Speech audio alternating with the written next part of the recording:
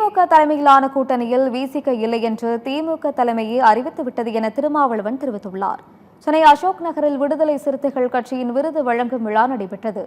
இந்த விழாவில் பேசிய அக்கட்சியின் தலைவர் திருமாவளவன், தாவேக கூட்டணியில் இருக்கிறோமா என்று சொல்லவில்லை, அமைச்சரவையில் பங்கேற்றிருக்கிறோம் என்று தெரிவித்தார். 1ஆம் தேதி நடந்த கூட்டத்தில் பங்கேற்றோம், இன்னும் அங்கு எதுவும் முடிவு செய்யப்படவில்லை. அப்படி ஒரு கூட்டணி அமைந்தால் அதில் இடம்பெறுவோம் என்றும் கூறினார். விசிகாவுடன் கூட்டணி இல்லை என்ற அறிவிப்பை செய்தது அண்ணன் முத்துவேல் கருணாநிதி ஸ்டாலின் தான் என்றும் திருமாவளவன் கூறினார்.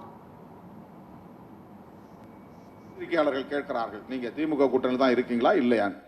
திராவிட முன்னேற்ற கழகத்தின் தலைமையிலான கூட்டணியில் விடுதலை சிறுத்தைகள் இல்லை என்று திமுக தலைமையே அறிவித்து விட்டது.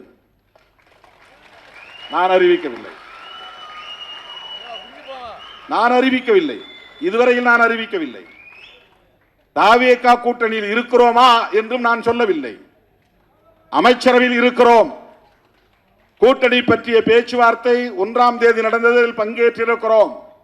இன்னும் அங்கே எந்த முடிவும் எடுக்கப்படவில்லை. அப்படி ஒரு கூட்டணி அமைந்தால் அதில் இடம்பெறுவோம். அதில் எங்களுக்கு எந்த ஐயமும் இல்லை. இதை ஏன் இப்போது நான் சொல்லுகிறேன் என்றால், விடுதலை சிறுத்தைகளோடு கூட்டணி இல்லை என்ற அறிவிப்பை செய்தது யார்? பெருமதிப்பிற்குரிய மேனாள் முதலமைச்சர் அண்ணன் முத்துவேல் கருணாநிதி ஸ்டாலின் அவர்கள்தான். எனது மதிப்புக்குரியவர். அவர் மீதான மதிப்பு என்றைக்கும் குறையாது, அது வேறு. மாண்புமிகு அண்ணன் மேனாள் முதலமைச்சர் முத்துவேல் கருணாநிதி ஸ்டாலின் அவர்கள் திராவிட முன்னேற்ற கழகத்திற்கும் விடுதலை சிறுத்தைகளுக்கும் இடையிலான அரசியல் உறவை இல்லை என்று அறிவித்திருக்கிறாரா இல்லையா? அந்த முடிவை அவர் எடுத்தாரா, நான் எடுத்தேனா? யார் மீதும் எனக்கு எந்த காழ்ப்பும் கிடையாது.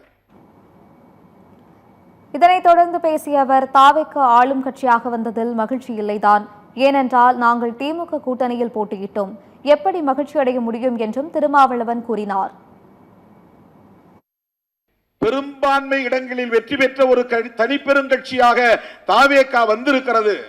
நமக்கு அதிலே மகிழ்ச்சி இல்லைதான், ஏனென்றால் நாம் திமுக கூட்டணியிலே போட்டியிட்டோம். எப்படி நாம் மகிழ்ச்சி அடைய முடியும்?